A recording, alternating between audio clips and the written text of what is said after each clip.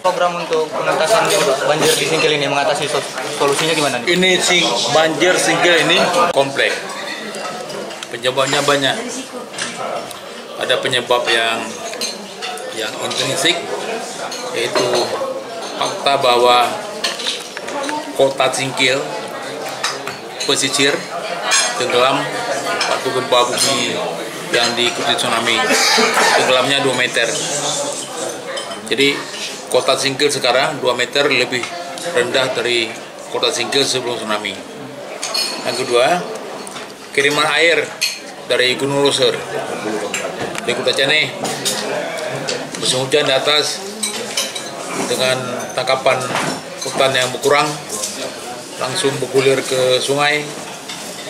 Sungai langsung bergulir ke pesisir, ke Singkil, dan di pesisir ada sungai yang dangkal, muara yang dangkal.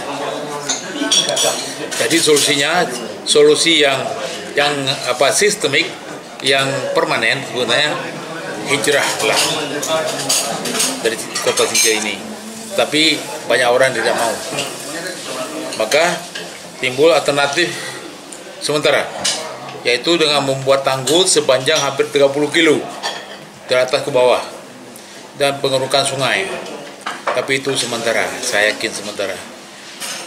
Masalah banjir di Singkil akan berulang. Hanya kadang-kadang kita mampu menguranginya, tapi di waktu banjir tetap memainkan peranannya seperti banjir. Yang sementara itu Pak, kapan tanggul target selesai? Tanggul APBN sedang dibuat 20 kilo, tapi yang baru selesai 2 tahun 800 meter.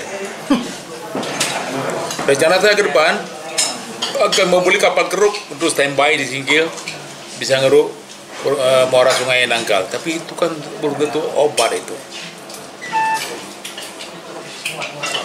Obatnya adalah kalau mau kita dongkrak tanah Singkil naik 2 meter lagi. Macam mana caranya?